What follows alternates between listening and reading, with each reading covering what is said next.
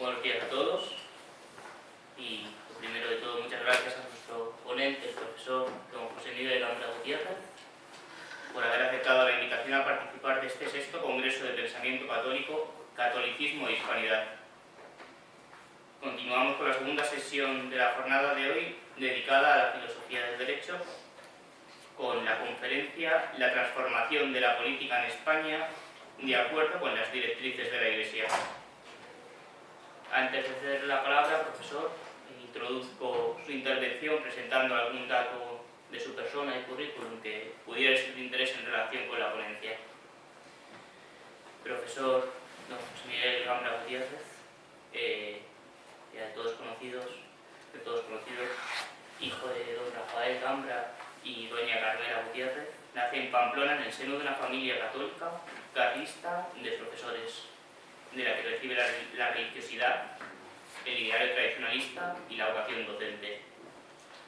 Discípulo de don Leopoldo Eulogio Palacios, se doctora en la Universidad Complutense de Madrid con una tesis titulada La doctrina de la analogía en la obra de Santiago María Ramírez, hermenéutica tomista y nuevas aportaciones.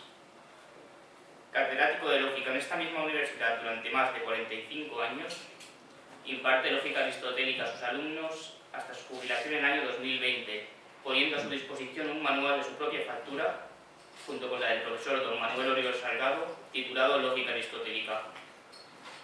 Publica también por entonces numerosos artículos en revistas de filosofía sobre el propio Aristóteles, y aunque en sus mismas palabras se considera un modesto profesor de lógica, fruto de su sentimiento de obligación para quienes nos rodean y para la ciudad en que hemos nacido, se dedica además a asuntos políticos.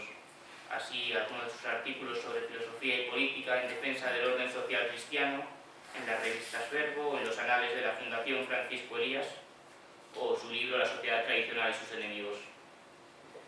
Destacamos uno de sus artículos, por ser de los más recientes y en consonancia con el título de su conferencia, titulado La Constitución Cristiana de las Comunidades Políticas y la Resistencia ante el Poder.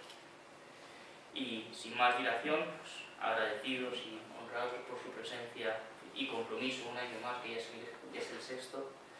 Como digo, muy agradecido el profesor, le cedo la palabra. Por favor, los demás apaguen los teléfonos móviles, se ruega silencio y disfrutemos. Muchas gracias. Dudo que disfruten ustedes, pero muchas gracias por venir. Y muchas gracias a la Asociación Estudiantil San Isidoro de Sevilla, a la cual le doy las gracias y les doy mi apoyo y trato y quisiera pues señalar la importancia que tienen estas asociaciones, estos grupos, que sobre todo los que, como en este caso, se desarrollan en el entorno más hostil que darse puede en nuestra querida patria, porque, bueno, el éxito dentro de los grupos, dentro también del carlismo, etc., pues es algo que no se debe buscar, y no ha de buscarse como finalidad. No somos protestantes, no buscamos el éxito, buscamos hacer nuestro deber. Y ese deber es en el que puede dar lugar pues, a unas asociaciones, a unos grupos, que en su día puedan servir para la divina providencia, para que la divina providencia en este mundo tan agitado desde hace unos cuantos años, pues dejen paso, o sobre los cuales se desarrolle la providencia divina. Los milagros los hacía nuestro Señor sobre las cosas sobre las cosas existentes, no sobre lo no existente. Es decir, que en cada uno de los milagros pues, siempre había una materia sobre la cual se ejercía la potestad divina. Bien, pues eso es una cosa en la cual debemos poner nuestro deber, aunque como en mi caso, pues yo solo he visto la decadencia, una decadencia permanente, una decadencia que no se sabe dónde acabará, y que uno dice, esto es el no va más, como veía ya desde antes, desde muy pequeño, y el no va más sigue siendo más todavía, cada vez mayor la decadencia. Pero bueno, pues hay que seguir de todas maneras tratando de llevar a efecto lo que esté en nuestras manos. O sea que yo les doy mi enhorabuena y les animo a que sigan en esta misma línea que ustedes han conseguido mantener dentro de esta facultad tan poco simpática como se ha vuelto, antes no lo era así. Bien, lo que yo voy a decir, pues, temo que a alguno les escandalice. Pero bueno, hay que decir las cosas como son. En su conjunto, toda la historia de España, esto es algo que ya que no sabemos ninguno de nosotros directamente, que no hemos visto ninguno de nosotros. Es un país que nunca fue cuna de herejías y desde los tiempos de los concilios toledanos fue el principal valladar, desde los tiempos de los concilios cristianos, pues fue una ciudad, una sociedad católica, confesionalmente católica. Y fue el valladar contra la extensión del protestantismo, y después de las victorias que se produjeron, se quedó aislada junto con Hispanoamérica, manteniendo lo que se pudo la cristiandad hasta la época de las revoluciones, en las cuales pues, el mundo hispanoamericano pues, se separó de España, por lo menos desde el punto de vista político. Esto pues, se produjo, solo pudo producirse porque el catolicismo en España no es como en otros países que son católicos o que eran católicos y que recibieron la influencia del protestantismo, pero que mantienen su unidad no en virtud del catolicismo, sino por el patriotismo. Es decir, los franceses ponen antes la patria que la religión, de hecho, y eso sigue permaneciendo, es decir, sigue siendo una nación muy unida, pero no unida con los fines que tenía España, donde la unidad procede del catolicismo precisamente. Tras la guerra del 36 se estableció al principio en España un régimen político oficial y realmente católico, a pesar de los numerosos defectos que tenía, y que en cierto modo pues quitaron, dado su carácter totalitario, pues quitaron bastantes aspectos de la vida y de las costumbres católicas que se mantenían en el seno de España. Pero de todas maneras, a pesar de la influencia yanqui de la segunda época del régimen anterior, eso no impidió que una mayoría de los españoles siguieran siendo católicos y que muchas de sus costumbres se mantuvieran dentro del ambiente tradicional y conforme a las enseñanzas de la Iglesia. Esto ustedes, bueno, muchos de los jóvenes que están aquí, pues no lo han conocido. Yo y algunos de los que están aquí, pues quizás sí, quizás sí. Yo sí lo conocí. Es decir, era un ambiente fundamentalmente católico en muchos de sus aspectos. Todo esto cambió en muy pocos años. Y ahora vivimos en una sociedad que es ejemplo de corrupción moral, de división en todos los sentidos, cuyas leyes, junto por ejemplo a Canadá, están a la cabeza de la mayor depravación que se da en este mundo. Es decir, que hace poco pues, oí algunas conferencias y charlas y entrevistas en Francia, y en Francia resulta pues, que están, por ejemplo, pues, empezando a discutir la posibilidad de la eutanasia, que aquí ya está pues, hace tiempo pues, admitida sin que haya habido ninguna reacción. Sencillamente, pues, el gobierno que legisla y legisla, como pretende Podemos, pues, y pretende transformar radicalmente España, pues ha admitido la eutanasia como una de tantas leyes que van apareciendo.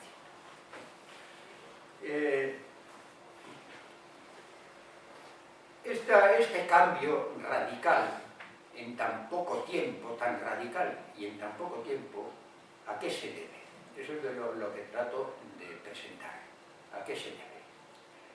Pues ese cambio se produjo en una época de límites imprecisos que se llama la transición y que se dio al final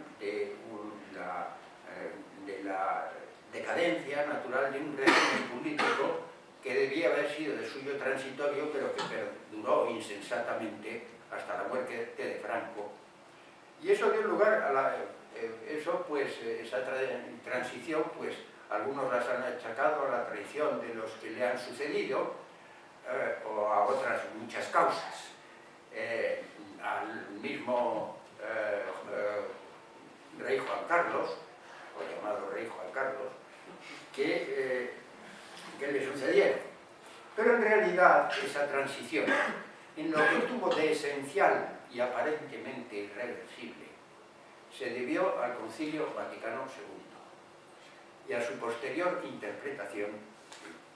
Tiene muchas ambigüedades el concilio, pero la posterior interpretación por parte de las autoridades superiores de la Iglesia pues dio lugar a lo que se refiere a un cambio radical del orden social cristiano en España, y directamente manejado por los propios eclesiásticos españoles de la más alta categoría. Aquí quisiera exponer las razones por las que hago esta afirmación, que a algunos puede escandalizar, y lo siento, pero diré lo que creo que es completamente verdadero. Empezaré por señalar el cambio de paradigma eclesiástico, no referido directamente a España.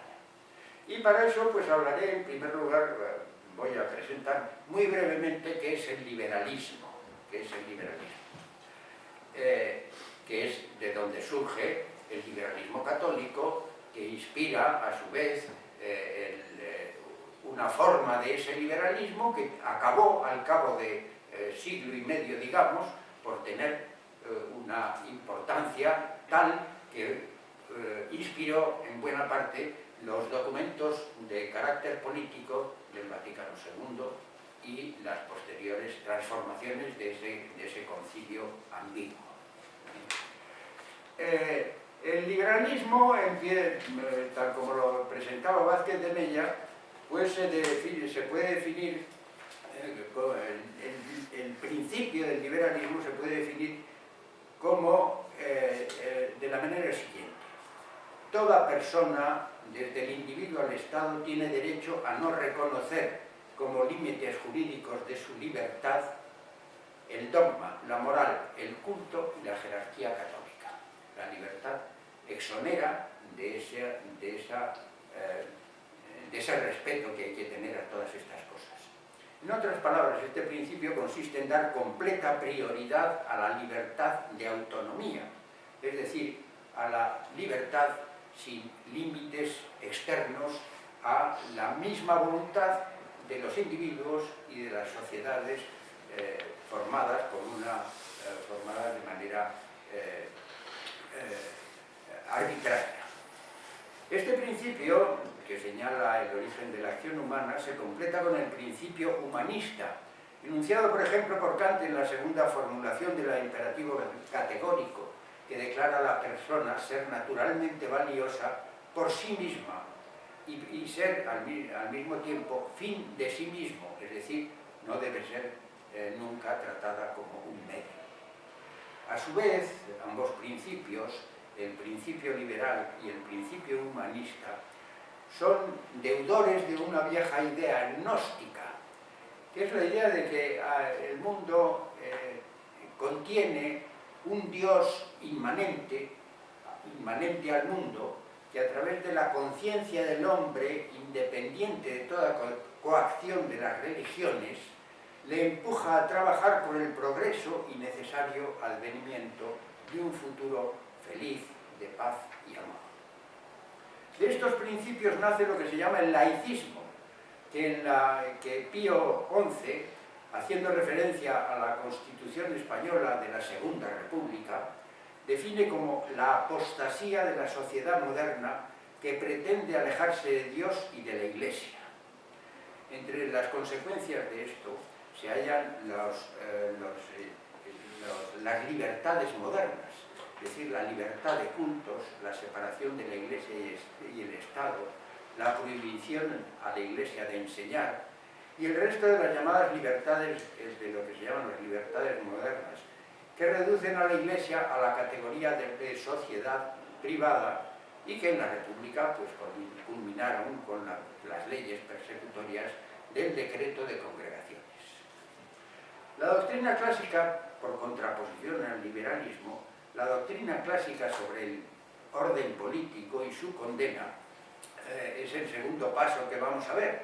Sabido es que las enseñanzas de la Iglesia acerca del orden político se explicitaron en la doctrina social de la Iglesia, que estaban en conformidad con otras muchas cosas de tiempos anteriores, con muchos textos anteriores, pero en los textos anteriores pues no se hacía referencia a las dificultades producidas, emanadas del nacimiento del liberalismo en la época de las revoluciones. Por tanto, bueno, aquí sucede eso que decía San Pablo de oportet a hereses esse, es decir, que conviene que haya herejes porque la misma Iglesia precisa, completa su doctrina en virtud de las herejías que se van produciendo a lo largo del tiempo.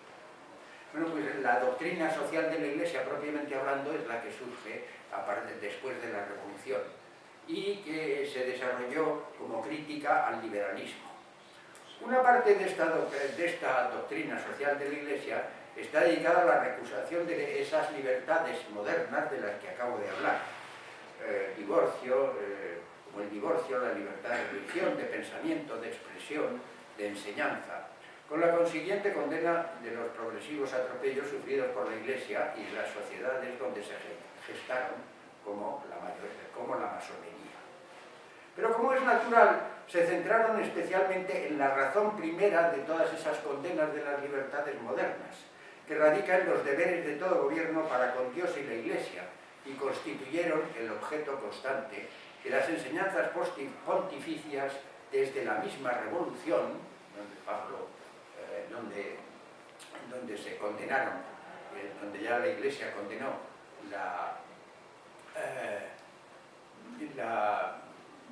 Pío VI, me parece que fue, condenó el principio, los derechos humanos, la enumeración de los derechos humanos en la Revolución Francesa, durante la Revolución Francesa.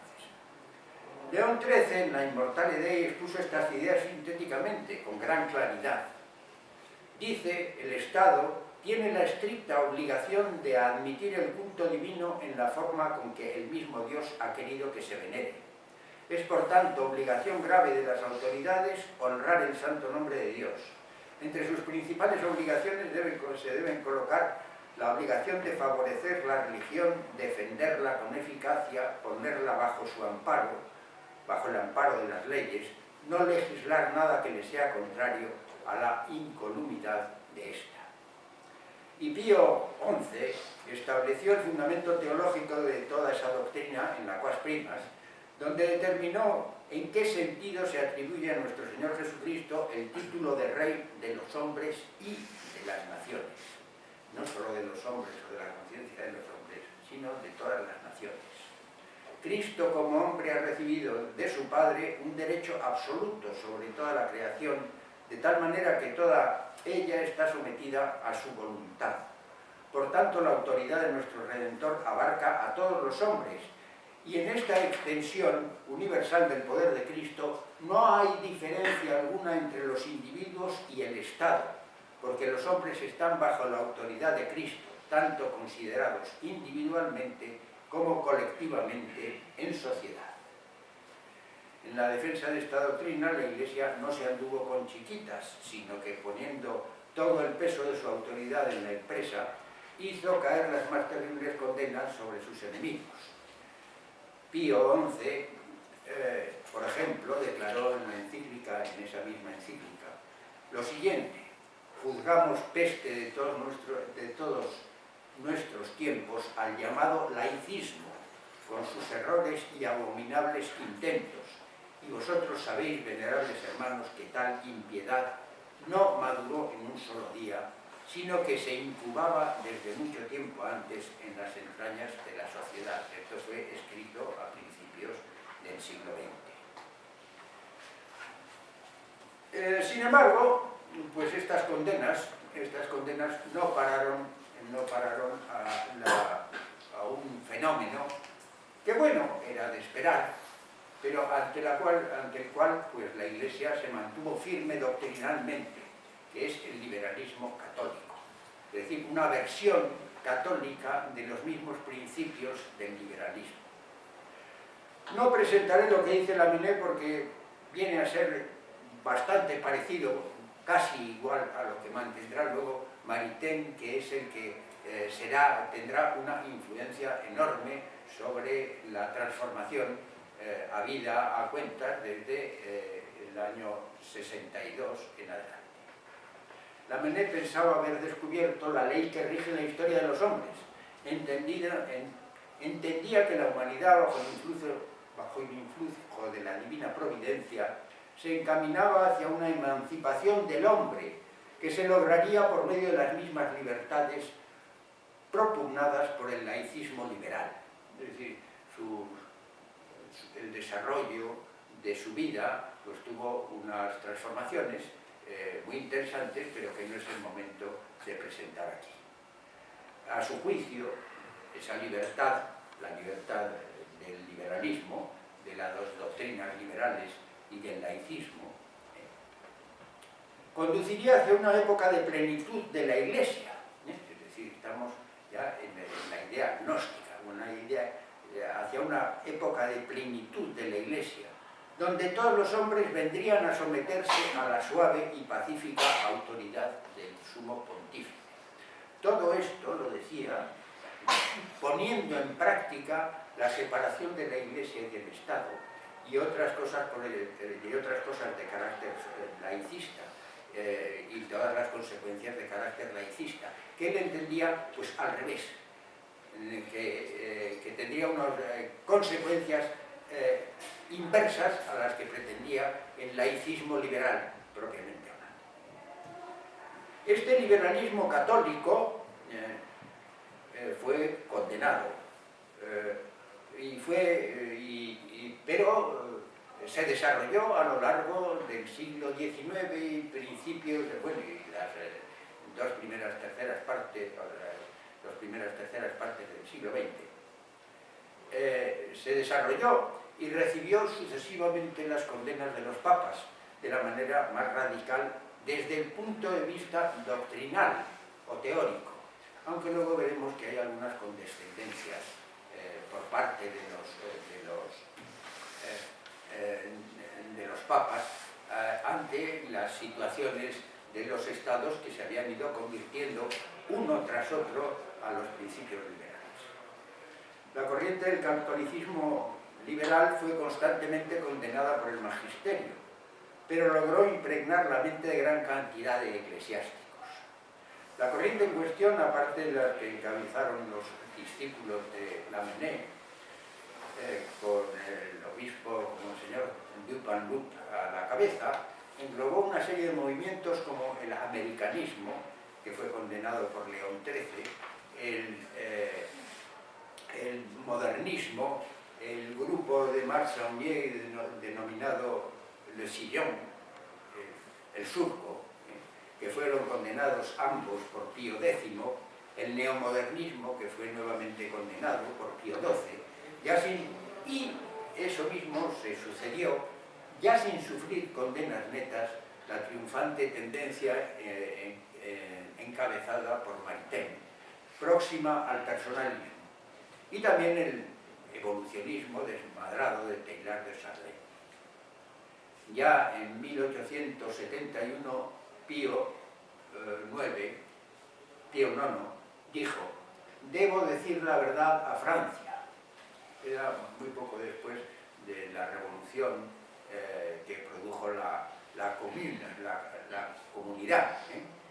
«Debo decir la verdad a Francia. Hay en ella un mal más terrible que la revolución de la Commune, con sus hombres escapados del infierno, que han paseado el fuego por París.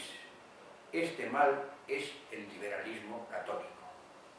De hecho, pues ni Pío X ni Pío XII, a pesar de cuanto lucharon especialmente Pío X, a pesar de lo que lucharon contra estos grupos que eran más o menos remotamente discípulos de las ideas de Lamennais, pues a pesar de ello ambos eran muy poco optimistas respecto del resultado de las condenas que ellos mismos habían mantenido.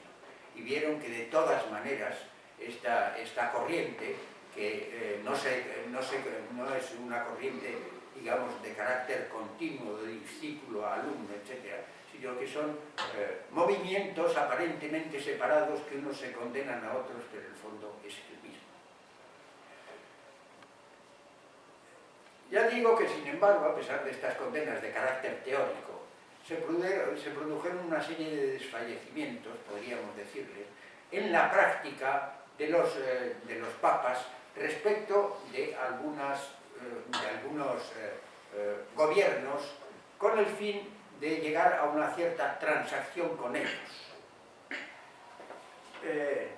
No faltó esa condescendencia respecto de una sociedad que era estaba cada vez más imbuida de liberalismo. Entendieron que las formas de gobierno, las formas republicanas en general, no eran más que una de las posibles opciones que aceptaba la Iglesia Católica, y que en eso, pues, como en general se había sucedido con antelación, aunque generalmente los regímenes occidentales eran monárquicos, pero los había que no lo eran. Y en principio la Iglesia pues no se metía a determinar el género del régimen político, y se admitía desde Santo Tomás y también desde Aristóteles que hubiera diversidad de regímenes políticos aceptables de suyo y otras cosas pues, en las cuales no nos vamos a meter. Se entendieron pues esos diversos regímenes como posibilidades inocuas desde el punto de vista inocuas de regímenes políticos desde el punto de vista del catolicismo. Lo cual fue causa de que los movimientos enemistados con los gobiernos revolucionarios, como los movimientos españoles y otros, franceses y otros muchos que hubo en muchos lugares, no se vieran apoyados por las jerarquías eclesiásticas.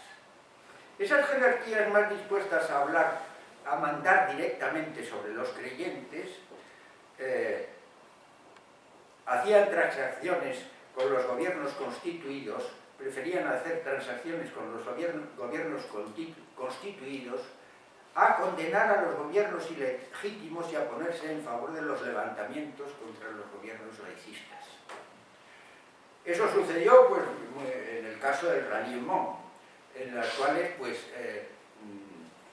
León XIII se puso a la cabeza de los diversos grupos católicos que no se entendían entre sí y dio lugar, como en el caso de los cristeros también, a un desastre enorme en Francia, y acabó con las reacciones. En vez de conseguir la unificación bajo su mandato, acabó por hacer que en el Parlamento francés descendiera enormemente el número de diputados dispuestos, que era mayor el de los revolucionarios que el de los republicanos, dispuestos a defender a la Iglesia. Todos ellos pues recurriendo a la autoridad del Papa. Lo mismo sucedió con los cristerios, que en ese caso pues los obispos intervinieron y hicieron unos acuerdos con los gobiernos totalitarios, en los gobiernos comunistas de México. Y lo mismo sucedió con los carlistas, que sin embargo pues se defendieron de las sugerencias vaticanas hechas por León XIII para reconocer la rama ilegítima de los reyes liberales. Tales defecciones supuestamente parecían que eran actos prudenciales, pero de hecho, como recibían una justificación, pues pasaron de ser hipótesis prudenciales, hipótesis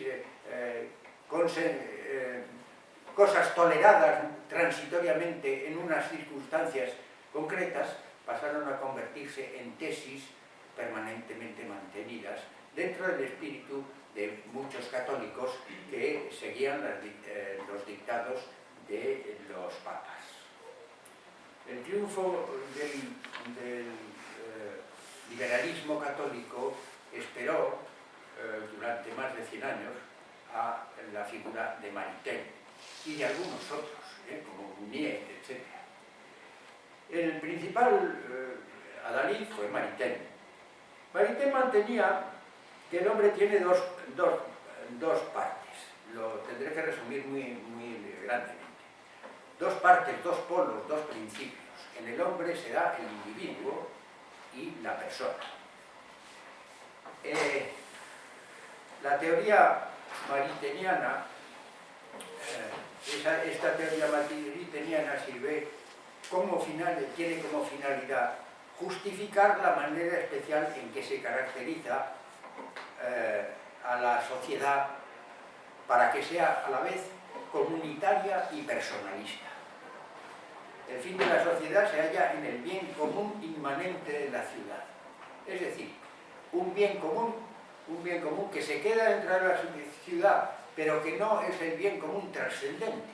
Las enseñanzas de la Iglesia mostraban que la sociedad debe buscar el bien común, que tiene muchos aspectos, muchos de ellos de carácter terreno, de carácter material, que favorecen la vida de los que viven en la sociedad.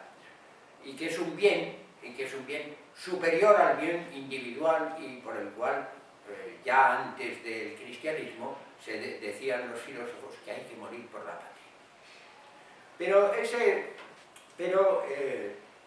ese bien inmanente en la mente de Maritain no se aúna, no queda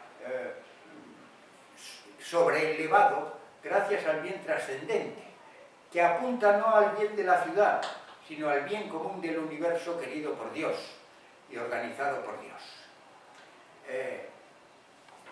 Ese bien común inmanente, que es el único bien común que hay, no hay un bien común trascendente. La sociedad civil no puede apuntar a ninguna religión, a favorecer ninguna religión, ni tampoco la católica.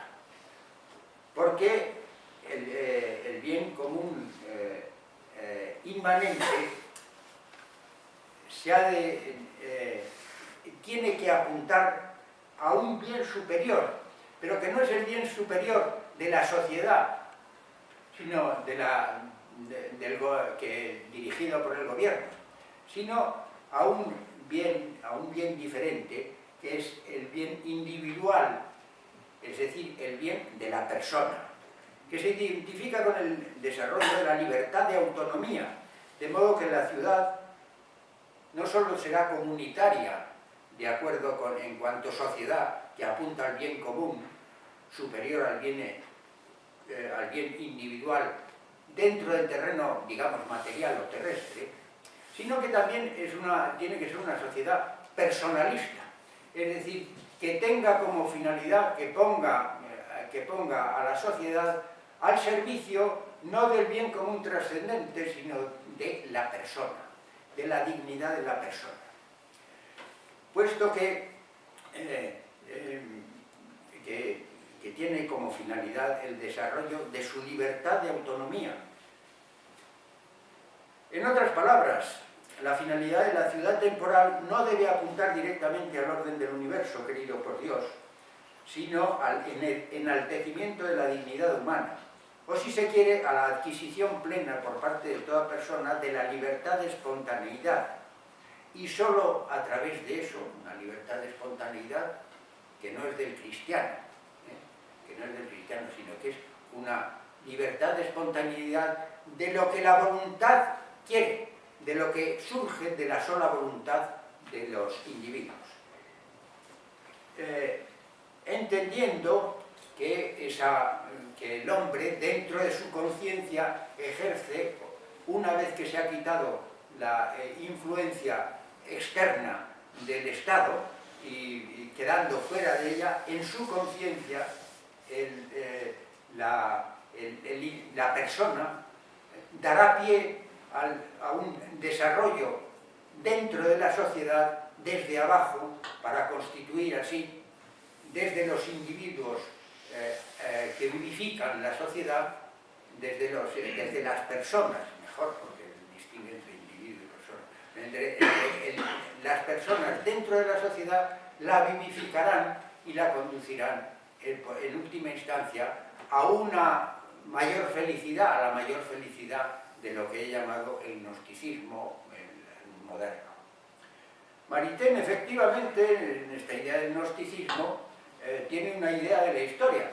Una idea de la historia que es de carácter, en cierto modo, hegeliano. Tiene tres etapas: tesis, antítesis y síntesis.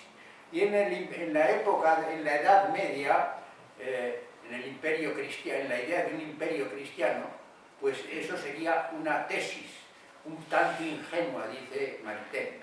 Luego vendría una segunda etapa, que sería la etapa humanista, que prescinde de Dios y que se produce a partir del Renacimiento. Y luego vendría la síntesis de esas dos cosas, que es lo que Maritain llama la nueva cristiandad, la futura nueva cristiandad. Maritain hablaba en una época en que había un enorme optimismo y había muchas doctrinas que empezó a hablar de esto después de dejar la acción francesa, que fue condenada por Pío XI. Pues después de dejar eso, se sumó a una tendencia general de carácter optimista que pretendía decir cuál será el fin de la historia y que unas concepciones un tanto utópicas que se proyectaban sobre la historia y sobre lo que vendría en los tiempos futuros. Entonces, la síntesis dialéctica de la tesis teocéntrica y de la antítesis humanista y atea da lugar a una nueva cristiandad donde se dará de manera perfecta el ideal de la sociedad comunitaria y personalista. En esa nueva cristiandad el Estado será laico, como pretendía el laicismo liberal. Esto es el laicismo, pues pretende primero la separación de la Iglesia y del Estado, y reducir la Iglesia, a ser posible, a una entidad de carácter particular. Pero será una comunidad cristiana al mismo tiempo. En esa nueva cristiandad el Estado será laico, pero al mismo tiempo será cristiana, en cuanto permitirá que la sagrada libertad de autonomía, una vez quitadas las trabas de la acción personal del Estado, producirá una acción personal de los católicos dentro del orden político que dejará sentir dentro de la ciudad su influjo personal de cristianos. Las obras de Maritain, escritas ya, que asomaron la oreja en la obra Humanismo Integral, que nació, por cierto, en la Universidad de Santander, en la Universidad de Verano de Santander, en cierto modo, de unas conferencias sobre eso, pero todo ello antes de la guerra. Luego hubo muchas críticas de carácter doctrinal importantes, como las dirigidas por el propio Palacios, otros autores como Membiel, de Koning, etcétera, que dieron lugar a unas discusiones bastante amplias. Y luego también hubo una numerosísima oposición por parte del tradicionalismo español cuando se anunció el programa del Concilio Vaticano II, incluyendo la libertad religiosa. Se hicieron muchos documentos y los obispos, algunos obispos, pues decían: no, eso es imposible, no te preocupes. Alguno que pretendía animar los movimientos en contra de la libertad religiosa futura, pues les decían: bueno, eso no te preocupes porque eso no va a salir adelante, vamos. Hasta que salió, tuvo muchísimas redacciones y salió al final, precisamente, pues, creo que en diciembre de 1965, lo cual fue un mazazo enorme para el pensamiento, para el catolicismo español. Los principales documentos del concilio que hacen referencia al orden político son la Gaudium et Spes y la Dignitatis Humanae, es decir, el decreto de libertad religiosa. En la Gaudium et Spes, de lo que se trata es de la colaboración de la Iglesia en el orden político, pero sin distinguir entre el orden político cristiano y los demás. La Iglesia tiene la obligación de hablar a todos los hombres, pues esto está dirigido a todos los hombres y a todas las sociedades, no está dirigida a la sociedad católica. Porque en realidad, pues, no cabe establecer esa distinción, son dos cosas diferentes, son dos cosas separadas, que tienen una vida separada. El orden político ha de estar dirigido hacia el bien común. Aquí vemos la repetición de las cosas presentadas por Maritain, hacia el bien común.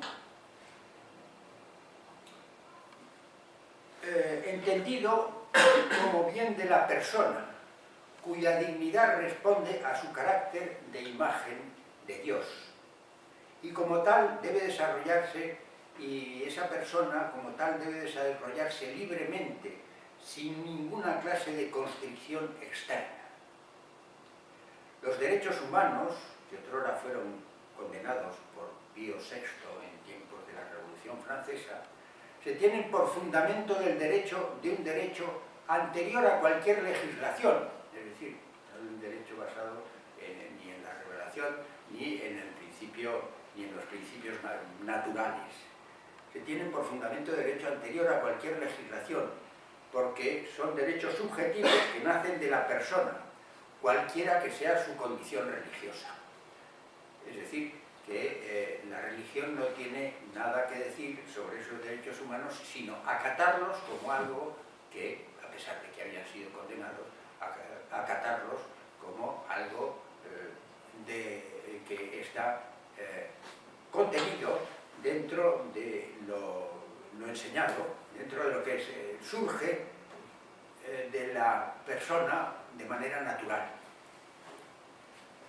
Por un lado, la Gaudium et Spes es un documento humanista, en cuanto hace el hombre como persona, objeto y fin de la vida social. Por otro lado, es un documento que da por supuesta la evolución progresiva de la vida humana, pues, como se repite en el texto, atenta a los signos de los tiempos, hace constantes referencias al progreso de la humanidad en la época actual. Su pretensión no es determinar la moralidad de la vida política conforme a las enseñanzas de nuestro Señor, sino hacer que quienes atiendan a sus recomendaciones, porque la Iglesia en ese terreno solo puede hacer recomendaciones, no condenas, etc., según esta concepción. Ay, perdón, estoy dichoso agachado, se me olvida siempre. Quitarlo del medio.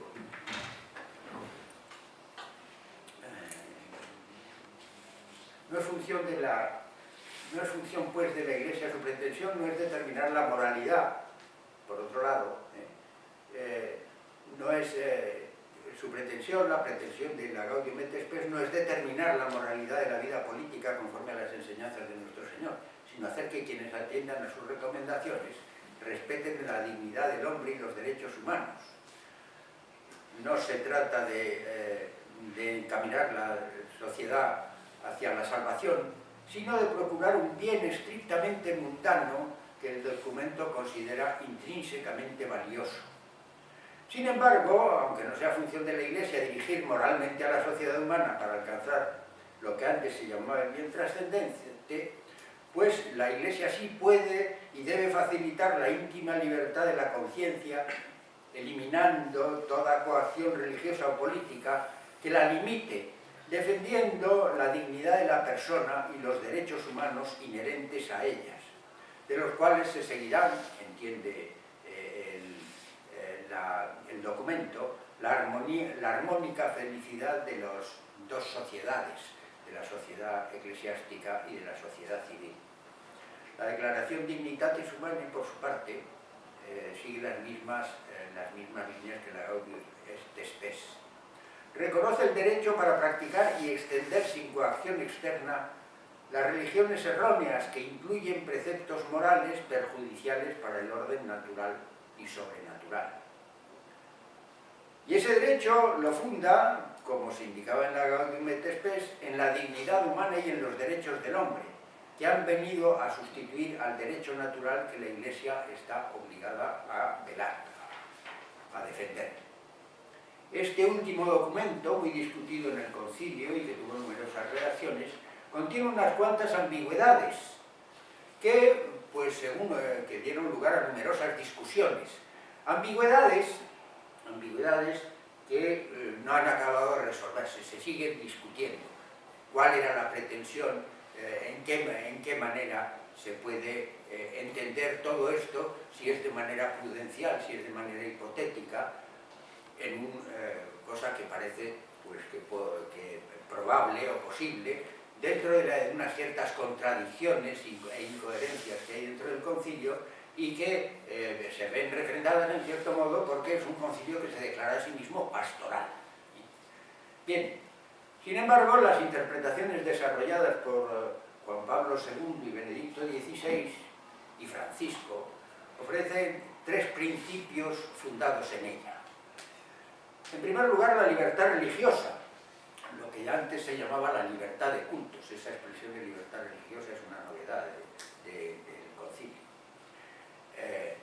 Como principio constitucional, la libertad religiosa como principio constitucional de los estados constitucionales, lo cual contradice el principio de la sociedad política católica postulado por el derecho público cristiano. La laicidad, es el segundo punto, es la laicidad del orden político, que se opone a los derechos de Cristo sobre las sociedades políticas, lo cual conlleva la renuncia a la civilización cristiana. Las civilizaciones, las naciones, las sociedades no pueden ser cristianas, explícitamente. La separación de la Iglesia, en tercer punto, la separación de la Iglesia y el Estado, que se sigue de las otras dos cosas, como régimen, no como régimen que se puede producir de manera hipotética y prudencial en un momento dado, sino como régimen ideal, como régimen perfecto, como régimen propiamente cristiano y católico, lo cual se opone al régimen de armonía entre estas dos sociedades perfectas, que siempre postuló la Iglesia como fuente de innumerables beneficios. El Papa Francisco reunió todo eso en unas frases que dijo en Brasil hace unos cuantos años. Es fundamental la contribución de las grandes tradiciones religiosas, hablo en nombre de las tradiciones religiosas, que desempeñan el papel fecundo de fermento de la vida social y de animación de la democracia. La democracia aparece un poco en el Spes como posibilidad, cosa que no había sido admitida en aquellos tiempos como una posibilidad preferible, apareció hasta cierto punto, hasta Pío XII. Religiosas que desempeñan un papel fecundo de fermento en la vida social y de animación de la democracia. La convivencia pacífica entre las diversas religiones se ve beneficiada por la laicidad del Estado. La laicidad, pretenden distinguirla del laicismo, pero eso no tiene mucho fundamento esa distinción. La laicidad. La laicidad del Estado, que sin asumir como propia ninguna posición confesional, es decir, el Estado no debe ser confesional, no debe admitir ninguna religión, debe ser laico. Respeta y valora la presencia del factor religioso en la sociedad, favoreciendo sus expresiones concretas. Bien, pues esto es la primera parte, pero voy a presentar la segunda parte de manera rápida. Me refiero al concilio y a la descristianización de España.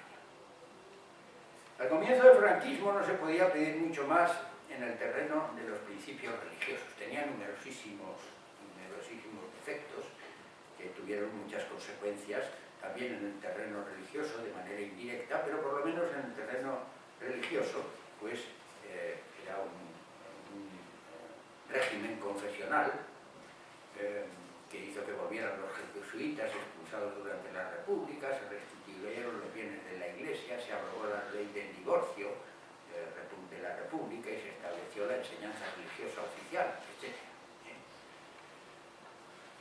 La unidad religiosa que se había perdido durante la larga etapa de liberalismo, a pesar de las guerras carlistas, que siempre salieron perdiendo, pues se veía ahora restablecida, en buena medida también por la influencia que sobre el alzamiento tuvieron los carlistas. La declaración de libertad religiosa fue un golpe tremendo para los católicos españoles. La libertad religiosa conlleva un peligro común a todos, pues roe desde el interior de la conciencia la firmeza de la fe. Es decir, tú puedes ser católico, islamista o cualquier cosa de ese tipo, todo ello pues es igualmente admisible. Esto lo conocemos todos, etcétera, tal como lo presento. Pero el dominio de su influencia social y política, en el dominio de su influencia social y política es diferente según las sociedades a las que se refiera, a las que se aplique. En países como los de Europa, donde la libertad religiosa ya se daba por la fuerza de las circunstancias, es una cosa.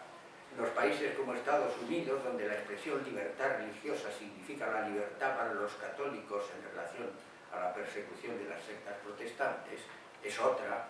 Y una tercera es lo que sucede en España y también en otros muchos países diferentes, pero el caso más sangrante es el de España, como todos reconocen, donde esta libertad significa la libertad de difusión de las religiones falsas. Esto lo hemos visto, bueno, ustedes lo deberían de ver poco, pero en un momento dado pues empezaron a surgir, a mandar aquí pues todas las diversas sectas heréticas y de cualquier tipo, que iban de casa en casa tratando de convertir a unos y a otros. Y convirtiéndoles, vamos, ahora pues eso lo conocerán ustedes también directamente. El motor de la transición no ha sido, pues, como decía, ni el llamado rey Juan Carlos, sino la Iglesia romana, cosa que los prelados españoles señalan hoy en muchas ocasiones con la pretensión de atenuar la violencia laicista que empezó, porque se mantuvieron las cosas más o menos hasta los tiempos de Zapatero. Y en ella pues decían pues, cosas como estas. En aquella coyuntura, la Iglesia que peregrina en España, iluminada por el reciente Concilio Vaticano II y en estrecha comunión con la Santa Sede, superando cualquier añoranza del pasado, se refiere pues a Franco, colaboró decididamente para hacer posible la democracia.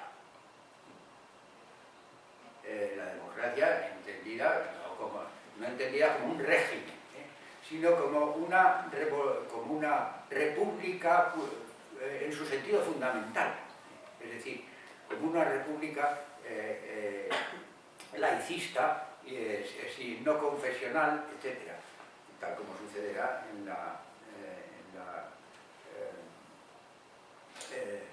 en el 1978, la Constitución de 1978. Luego añade, sobre el trasfondo espiritual de la reconciliación hecha por la Iglesia, fue posible la Constitución de 1978, basada en el consenso de todas las fuerzas políticas. Cuando ahora se dice, bueno, esto está escrito contra los desaguisados hechos por Zapatero, que ahora nos parecen una tontería en comparación a los que se están sucediendo rapidísimamente en estos días. Cuando se dice que la Iglesia Católica es un peligro para la democracia, se olvida que la Iglesia y los católicos españoles colaboraron al establecimiento de la democracia y han respetado sus normas e instituciones lealmente en todo momento.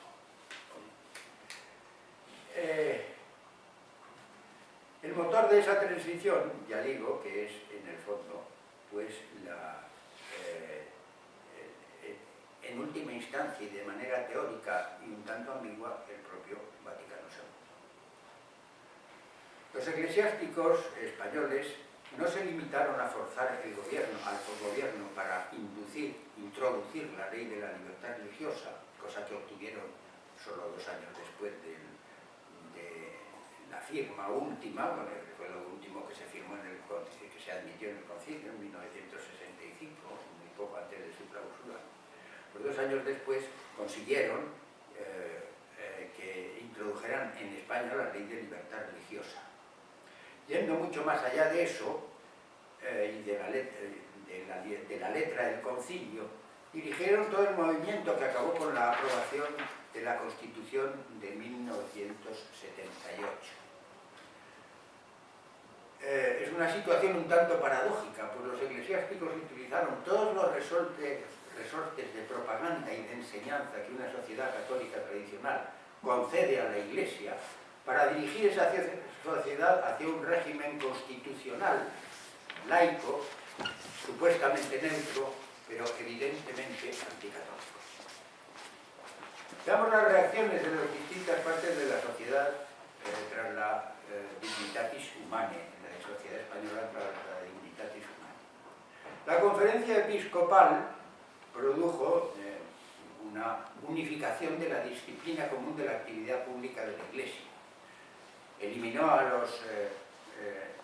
los obispos disidentes y se produjo, y todo esto se produjo por la conferencia episcopal, lo llevó a cabo por la conferencia episcopal con la anuencia de Roma. Utilizará los medios de comunicación de una manera que corresponde más a un partido político que a una institución eclesiástica. Hará constantes declaraciones a la prensa, etc. Hoy, en la prensa, ya en la prensa, digamos, de derechas, ya no hay una página dedicada a la Iglesia, ha desaparecido la Iglesia. Pero bueno, entonces pues hacían constantes afirmaciones de ese tipo.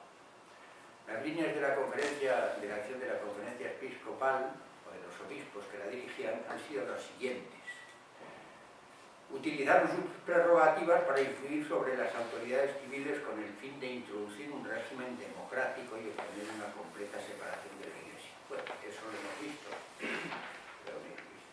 Y Monseñor Iniesta, por ejemplo, decía, yo creo que en el referéndum de la Constitución y en otras muchas cosas los políticos tuvieron momentos de duda y de vacilación, y sin embargo tanto la política de Tarancón como la del episcopado, la de la Conferencia Episcopal Española, fue la de apoyar y estimular que se continuara con el cambio, y concretamente al rey se le apoyó muchísimo de manera delicada, pues había detectado él había jurado los llamados principios del movimiento que reconocían a la religión católica como la oficial de España.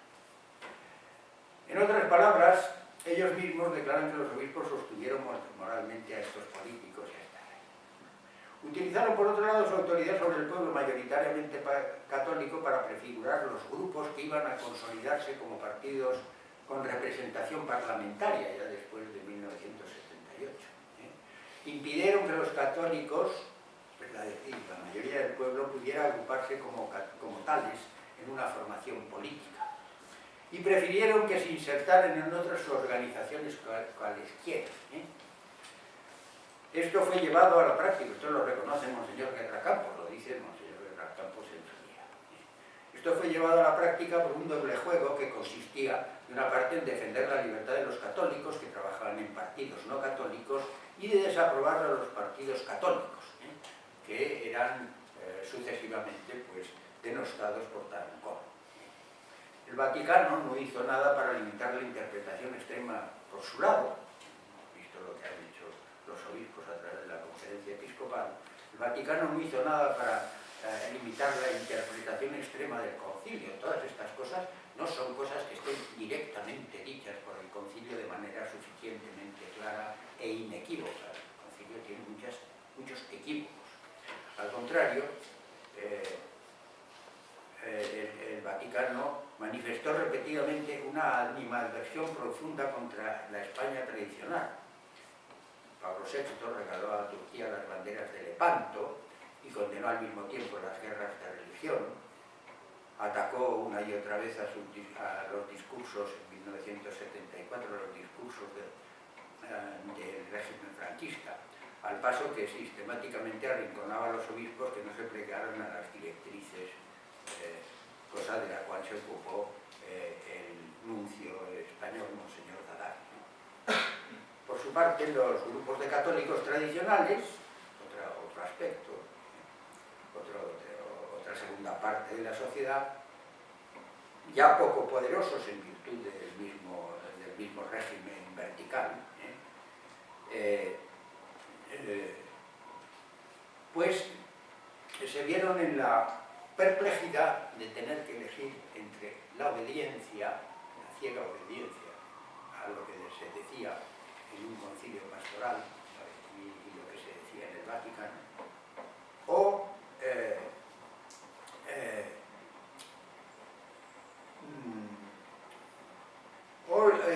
dedicarse o mantener la doctrina, la doctrina tradicional de la Iglesia.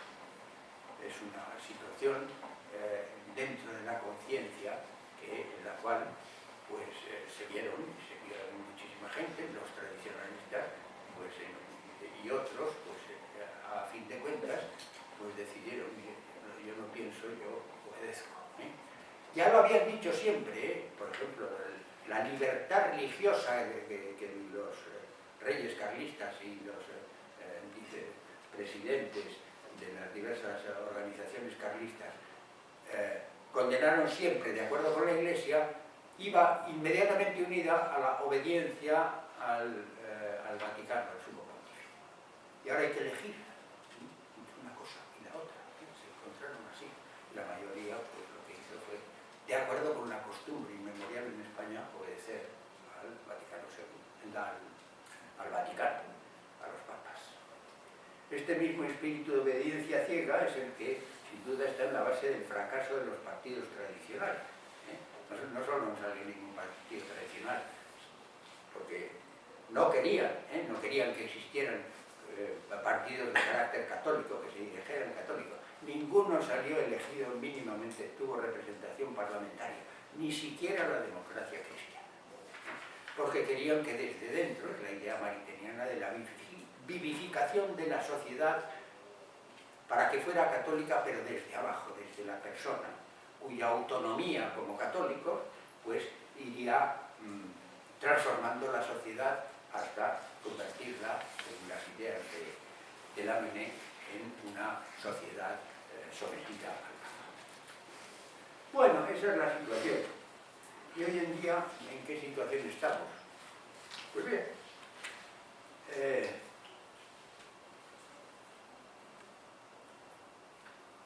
el concilio pudo haberse entendido de manera como una hipótesis prudencial para unas circunstancias concretas. Pero ya he dicho que pues, las hipótesis, los razonamientos para encontrar una situación favorable en un momento dado se pueden convertir en teorías que se convierten a su vez no en hipótesis prudenciales, sino en tesis doctrinales. El humanismo implícito en la tesis de la dignidad de la persona y el optimismo progresista pues se quedaron fijados de manera definitiva en el pensamiento eclesiástico. Todo está referido a la persona humana y a su dignidad y a los derechos del hombre. En eso se basa en cuanto a la doctrina, en cuanto a la organización de la sociedad, todo está basado en eso. Pero los eclesiásticos, esto ya es una manera de presentar las cosas propiamente mía, no se dieron cuenta de la labilidad, del cambio imprevisible y contingente de la realidad social.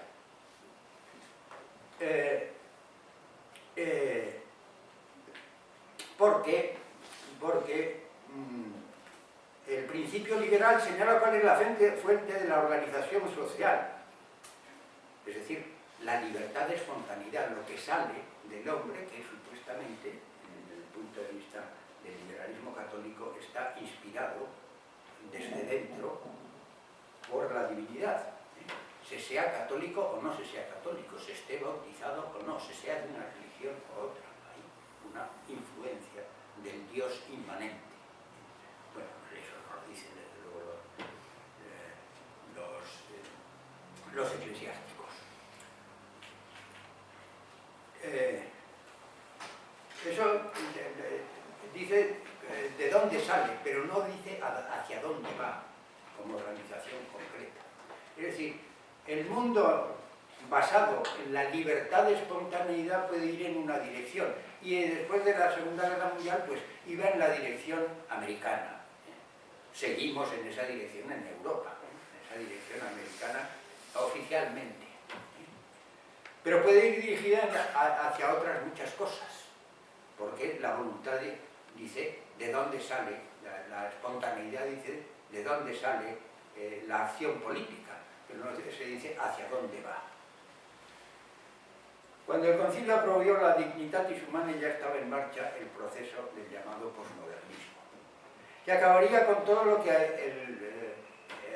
ese documento había cogido prestado de los tiempos posteriores a la Segunda Guerra Mundial y con las interpretaciones historicistas previas a la contienda que sirvieron de acicate a Maritain para su favorable acogida.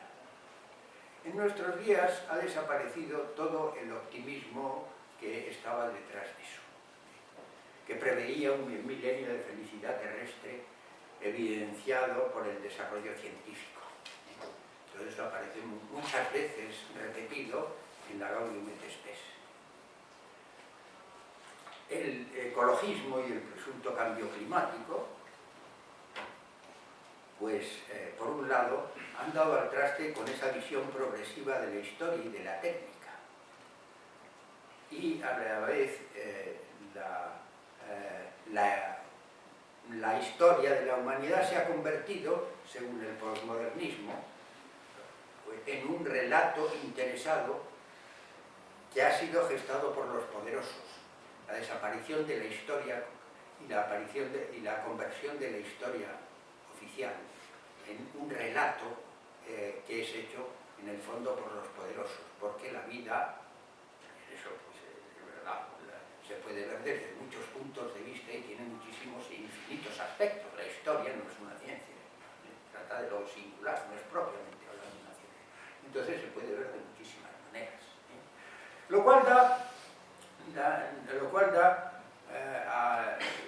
cual produce un escepticismo generalizado.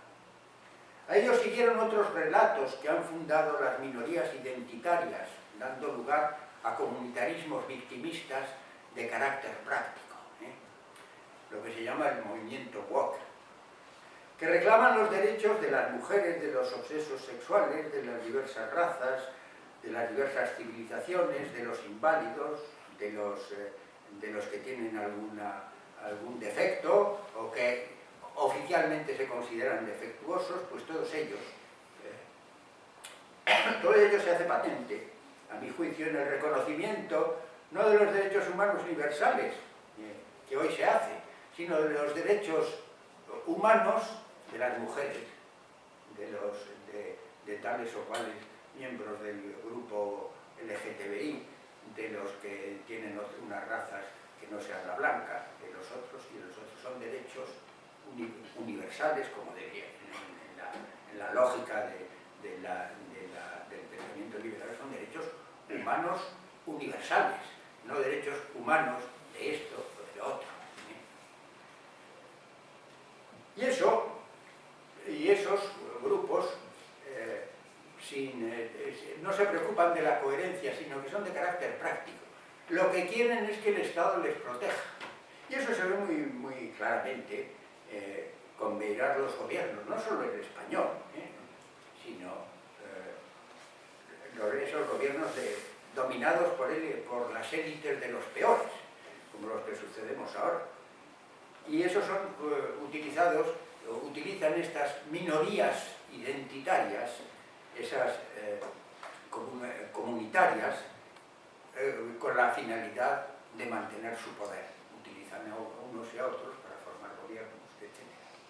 Y el resto, pues, se queda a expensas de esos que, como dicen los podemitas, pues lo que hay que hacer es que los nuestros gobiernen y dedicarse a legislar y legislar y legislar, recogiendo cualquier cosa, hasta los animalistas y cosas por el estilo, los derechos de los animales.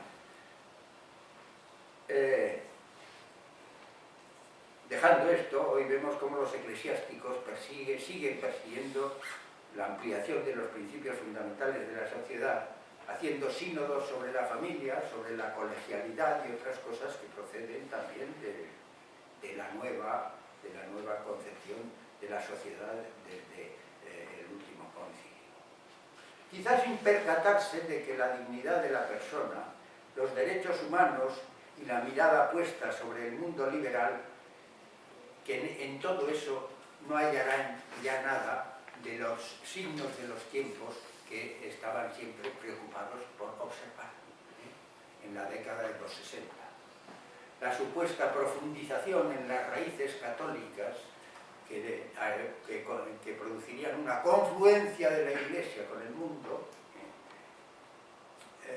y que pretendía el concilio están superadas, como sociológicamente está superada la voz de los eclesiásticos vaticanistas. Pues bueno, espero no haberles escandalizado demasiado. Pero bueno, es lo que pienso. Gracias por atenderme.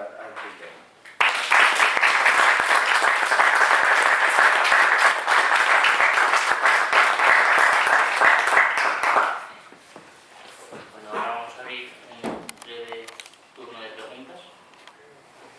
Si hay alguien que quiera preguntar, pues adelante. Sí, Dígame. José Miguel, para que sigas hablando, ¿podrías comparar el concepto de libertad católico y el concepto de libertad liberal? Uy, es muy difícil. No es muy difícil, no es difícil. Pero es un poco largo, vamos. El concepto católico es el del libre albedrío. Dios nos da a elegir en cada uno de los momentos de nuestra existencia entre hacer unas cosas u otras o no hacer ninguna. Eso. Pero no nos da a elegir el fin. Dios nos da cuál es la finalidad de nuestra existencia. La finalidad esa de nuestra existencia, que es la salvación, la perfección humana, gracias a la intervención de la Iglesia y de la gracia divina, pues eso no es algo que nosotros podamos elegir. Podemos elegir entre vivir en una profesión, otra, ser religioso, etcétera, entre muchas cosas. Pero no el fin. La libertad moderna, la libertad de espontaneidad, es una cosa surgida del protestantismo, tras muchas transformaciones. Pero la libertad de espontaneidad es una libertad que empieza por declarar que no tiene ningún límite. Tiene que ser espontánea, surgida no del entendimiento que nos dice qué es lo mejor y qué es lo peor, que nos da a conocer, porque eso ya fue eliminado por el nominalismo. No podemos naturalmente distinguir la esencia de las cosas y por tanto tampoco podemos tener naturalmente, es decir, sin la revelación, que saber qué es lo bueno y qué es lo malo. Podemos atender, sin embargo, a la Iglesia para la concepción nominalista, para la concepción protestante, no a la Iglesia, pero sí a la voz de la conciencia, etc. Y a la interpretación, sí a la Biblia, no a la Iglesia, pero sí a la Biblia y a la interpretación que según la inspiración divina, pues que tiene naturalmente, pues interpretarla y seguir ese camino. Pero no nos dice cuál es el fin, no sabemos cuál es el fin, a no ser a través, en el protestantismo, a través de nuestra interpretación personal, no a través de la Iglesia tampoco, sino a través de nuestra interpretación personal de las Sagradas Escrituras. Eso pues fue perdiendo el carácter religioso y se convirtió en una fuerza que surge no de la razón, sino de las inclinaciones individuales, del personalismo. Pues en principio mantenía eso con la idea de que la conciencia nos iría llevando de alguna manera en una dirección, nos dirigiría moralmente, pero en realidad pues lo que se convirtió es la Constitución italiana y otras, pues son constituciones en las cuales son de carácter personalista, en las cuales hay que atender a la voz de nuestros deseos, de nuestros caprichos, de nuestras inclinaciones, de nuestros odios y de nuestros amores, nada más, ¿de acuerdo? Entonces, esa es una libertad que no tiene límites, ni debe tener límites por parte del Estado, ni debe tener límites, aunque el Estado ya se mete en ello. Ahora hay delitos de odio, lo cual es una barbaridad del derecho, vamos. No se puede no meter en la conciencia, de siempre, vamos. Ahora resulta que hay delitos hechos en la propia conciencia y sin salir de ella, ¿de acuerdo? Como tampoco pueden ser delitos en una sociedad, pues el que se dedica a emborracharse en su casa, y el que no cuida su salud, etc. Bueno, pues ahora se meten con los que tienen tales características y los que tienen tal otras, y quitan a los padres a los hijos y no ver si comen garbanzos o yo qué sé, cualquier cosa.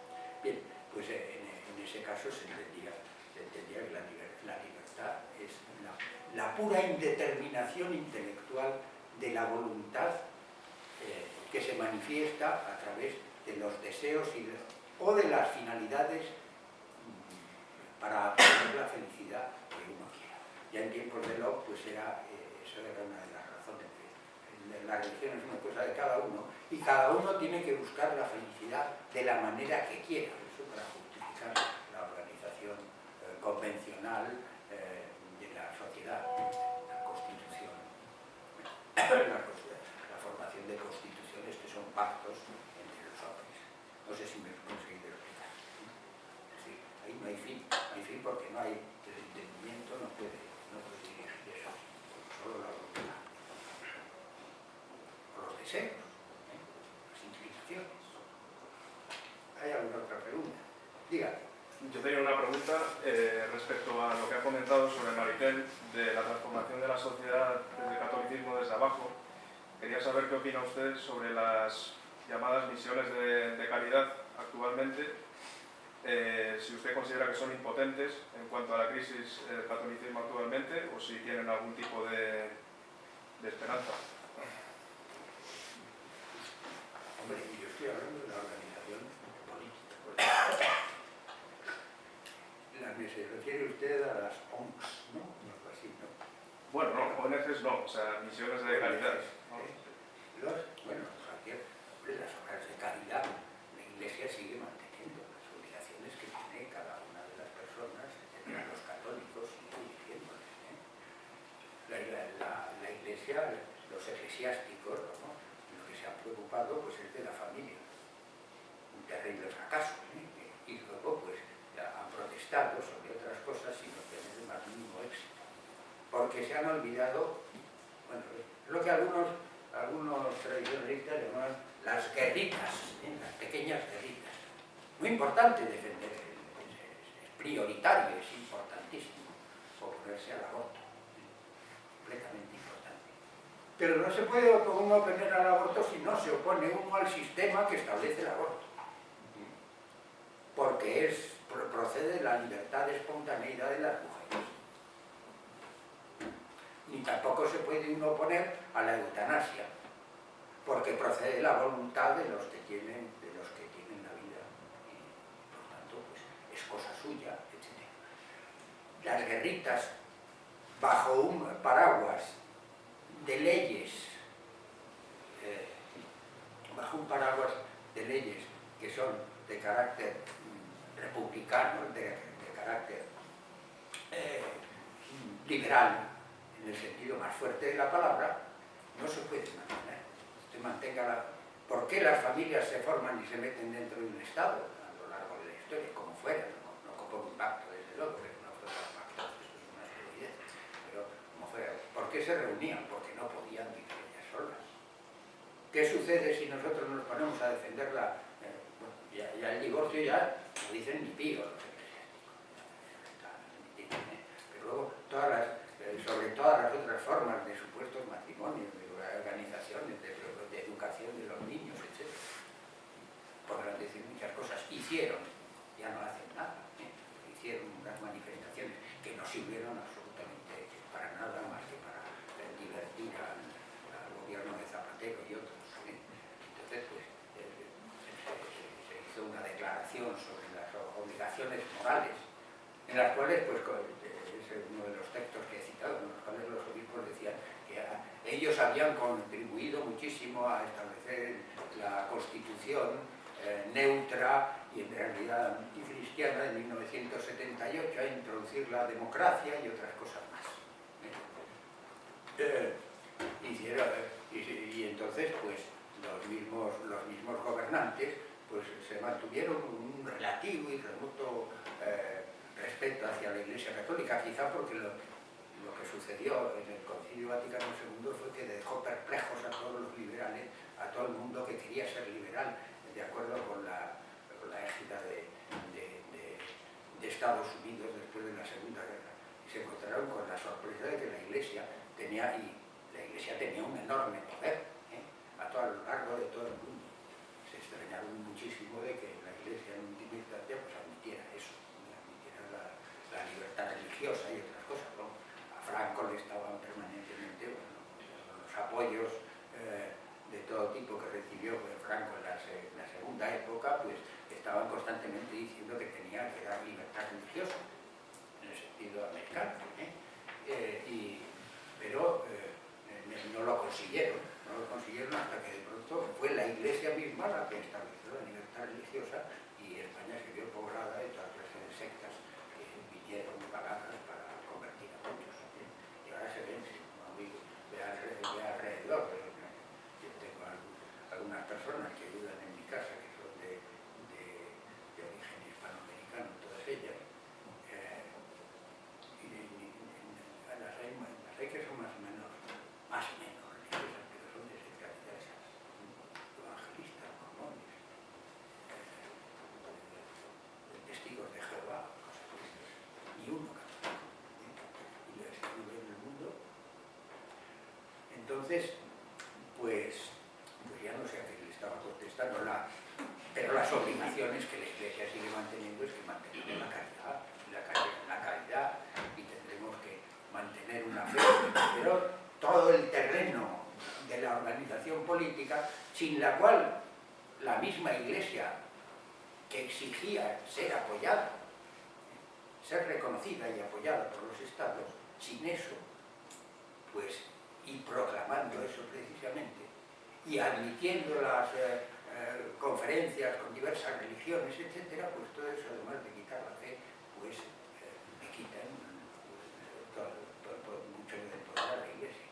Así estamos hoy en día.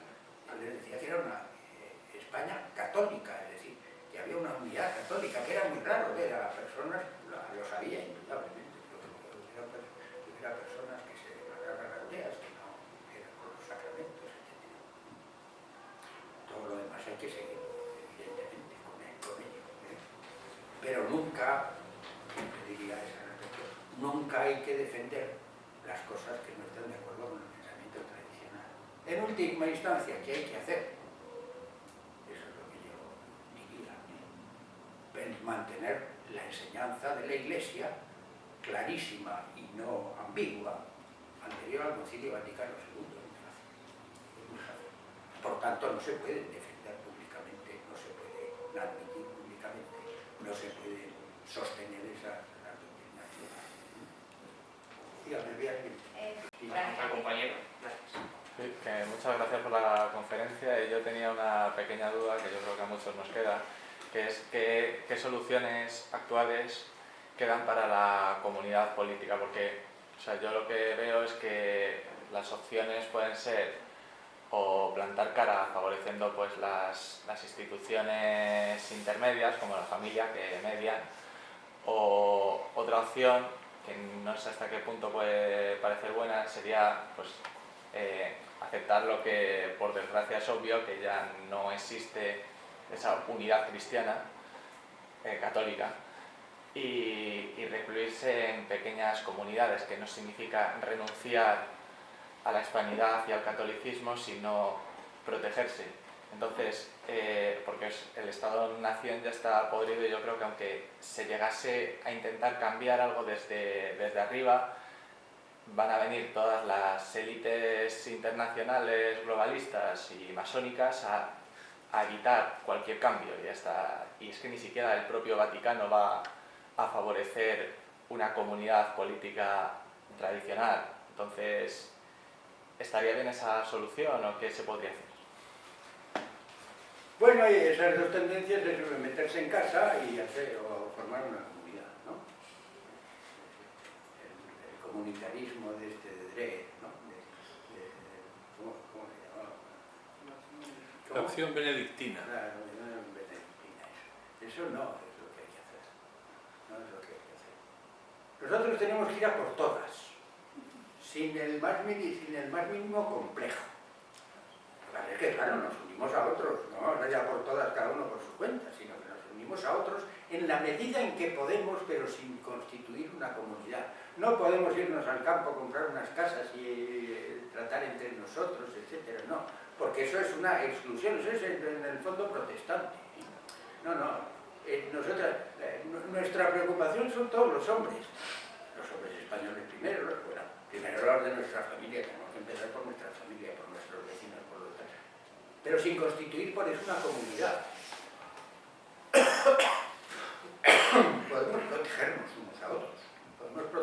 unos a otros, y tenemos que aprender, tenemos que conocer bien el pensamiento católico. Yo creo que lo que se había dicho, ustedes lo conocían perfectamente, en cierto modo. Conocer cuál es el pensamiento católico, y no convertirse en grupos que lo que hacen es cobardemente recluirse dentro de una comunidad y decir, pues ahí se mueran los demás. Bueno, no hay nada que esperar de los demás, nos protegemos a nosotros mismos, a nuestros hijos, etc. Hacemos pues como esos grupos que viven a la antigua en Estados Unidos, yo qué sé, no. Nosotros tenemos que dar ejemplo público de unirnos con los demás en todo lo que podamos y mantener la doctrina católica enseñándola, que ya la mayoría de la gente es que no sabe ni el Padre Nuestro, vamos, ni sabe qué es la Iglesia Católica, etc. Es decir, se escandalizan si ven a un cura con sotana, vamos, que señor más raro, vamos, que será un moro, yo qué sé. Todo eso. No, nosotros tenemos que hacer con los nuestros y con todo lo que se acerque, dar ejemplo, enseñar, organizarnos, no en orden a conservar los nuestros, sino en orden a conservar las diversas sociedades hasta la organización estatal. Debemos intentar influir en la organización estatal por los medios que sean. Los carlistas siempre tuvieron, aunque estaban completamente en contra, partidos carlistas, unos se llamaban así, otros de otra manera, la Comunión Tradicionalista, la Comunión Tradicionalista Carlista, bueno, varias comuniones, etcétera, y Partido Carlista en tiempos de Polo y Peirolón, etcétera, pero con la finalidad de ¿qué? De destruir los partidos, precisamente, pero utilizando los métodos que todavía nos dejen, que nos permitan vivir, que nos permitan las autoridades que están constantemente vigilándonos y poniéndonos multas por cualquier cosa y poniendo unas exigencias cada vez mayores. Bueno, pues se pueden hacer partidos políticos y el día que se puedan ser suficientes, pues hacer la guerra, vamos, o lo que haga falta. Pero no pensando en nosotros. Yo me salvo y los otros, no. El que se quiera salvar se perderá. Tienes que practicar toda la caridad con el mundo, que la caridad principal no es dar dinero, bueno, pues eso está muy bien, es una de nuestras obligaciones, ayudar a los pobres, a los necesitados, a los de cualquier tipo de todo eso. Pero la caridad principal es hacer que tengan la fe católica, plenamente. Entonces nada de meterse en un rincón, de ninguna manera. Como ustedes hacen aquí. ¿Por qué no se reúnen ustedes en la casa de uno? Que nadie sepa que estamos aquí reunidos nosotros. Bueno, dígame. Se va a preguntar usted, ¿no? Bueno, sí, gracias. ¿Concede usted carta de naturaleza al llamado humanismo cristiano o cree que hay una contradicción in terminis paralela a la del liberalismo cristiano? ¿Sería tan amable de comentar esto, por favor? Bueno, esto es una de las añagazas que siguen los eclesiásticos de la última etapa. Dicen una democracia bien entendida, un laicismo sano, una libertad correcta, etc. Añaden cogen la terminología del liberalismo o de cualquier otra secta, un comunismo cristiano, etc. Añaden un adjetivo y ya se creen que lo han salvado todo. Palacios distinguía tenía dos palabras, dos neologismos que inventó él y que son muy interesantes en sus libros. Era muy superior a los profesores como yo de esta facultad en sus conocimientos, aunque tenía unos libros que eran extremadamente bien escritos y breves. Pero él hablaba del humanismo, como algo contrario al divinismo. El humanismo contrario al divinismo. Luego también el prudencialismo. El divinismo es lo que nosotros tenemos que ser. Nuestro fin no es el hombre y la dignidad del hombre para que desde la conciencia no sé qué y no sé cuánto, como dicen los liberales católicos. Nuestra finalidad es ponernos a nosotros mismos, a nuestras cosas, a la sociedad, a nuestras familias, a nuestros barrios, a toda la nación y al mundo entero, dirigido hacia Dios. Es decir, poner como complemento del bien común material, del cual ya hablaba Aristóteles, es decir, hace muchísimo tiempo, el bien común es superior al bien particular, que hay que entregar la vida por la patria, etc. Dignum et decorum est pro patria mori. Entonces, a eso se añade un bien superior y deben estar engarzados, porque quienes tienen que hacer las dos cosas es el hombre. Somos de dos sociedades que tienen que estar armonizadamente unidas. Y entonces nuestra finalidad no está en conseguir los bienes terrenos y la felicidad personal. No hay felicidad personal que valga, tiene que ser felicidad común. Es decir, solo a través del bien común nosotros encontramos nuestra felicidad. El bien común en el sentido natural. Pero ese tiene que ser elevado, las mismas acciones que nosotros hacemos, pues para que haya comida, para que haya trabajo, por cualquier cosa que hagamos. Eso tiene que estar divinizado en cuanto lo dirijamos al bien común de toda la humanidad y del universo entero. Eso lo dice clarísimamente Santo Tomás. No sé si me consigo explicar. Sí, sí, sí. Zubiri habla de deiformación. De información. Sí, pero no sé si Zubiri diría lo mismo que Palacios. Tengo dudas. Dígame, padre. No, lo único que quería preguntarle, don José Miguel, es en este diagnóstico social que ha hecho usted, la transformación social, ¿por dónde cree que vendrá? ¿Primero por la Iglesia, por la sociedad estatal? ¿Será simultáneo? No sé, ¿dónde haría una... Será a través de la divina providencia. La providencia que un día cambiará las cosas porque